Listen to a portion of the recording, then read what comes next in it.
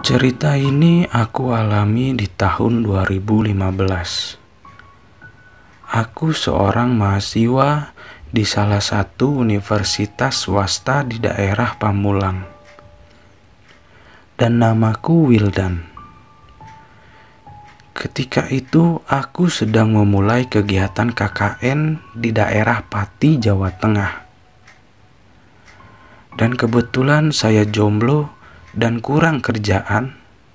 Mama papa sibuk di Amsterdam, adik sibuk jualan gorengan. Saya ditunjuk teman-teman saya yang sok sibuk, sok cute, alay, gak tahu malu, kurang sedekah untuk menserupai tempat kegiatan KKN yang akan kami tempati. Akhirnya pada hari Senin, saya bersiap-siap untuk berangkat ke tempat KKN tersebut. Saya berangkat jam 10 pagi menggunakan sepeda motor, yang mana sepedanya saya goes dan motornya saya jual untuk membeli bensin. Di perjalanan saya merasa lelah, letih, lapar, dan haus. Akhirnya saya memutuskan untuk putar balik ke rumah. Dan ternyata rumah telah dijual oleh bapak saya untuk membeli motor serta bensinnya. Hingga akhirnya saya pun berangkat kembali ke tempat KKN menggunakan motor. Di tengah perjalanan saya tergelincir, yang diakibatkan supir truk di depan saya membuang ludah yang mengenai tepat di mata saya. Saat terkapar, saya pun melihat ada bapak-bapak yang menghampiri untuk menolong saya, lalu mengecup kening saya sambil berkata, "Good night, Jang." Setelah kejadian itu, saya tak sadarkan diri, hingga saya pun tersadar di salah satu ruangan rumah sakit. Lalu seorang suster menghampiri saya dengan tatapan kosong. Dengan muka pucat dan tersenyum, dengan penuh misteri, dia mengecek keadaan saya. Setelah mengecek, suster itu pun pergi begitu saja tanpa berkata apapun.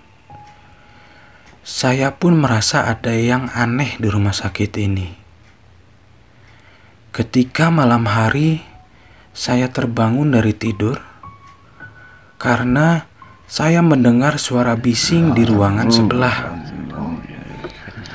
Saya pun penasaran dan keluar untuk melihat. Ketika saya melihat ke ruangan itu, ternyata di ruangan itu ada kakek-kakek dan nenek-nenek yang sedang dimabuk asmara. Ketika saya melihat dari jendela ke ruangan tersebut, mereka melihat saya dengan tatapan sinis, seperti terganggu dengan kehadiran saya. Saya pun merasa tidak enak dan langsung pergi ke toilet karena tidak kuat menahan ingin buang air kecil. Ketika di toilet buang air kecil, saya merasakan bulu kuduk saya merinding. Dan saat itu saya merasakan seperti ada rambut yang menyentuh telinga saya. Seketika saya pun langsung melihat ke atas.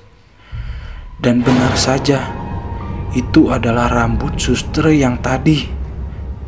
Dan dia menempel di langit-langit toilet sambil tersenyum. Dan aku pun senyum balik, biar sopan.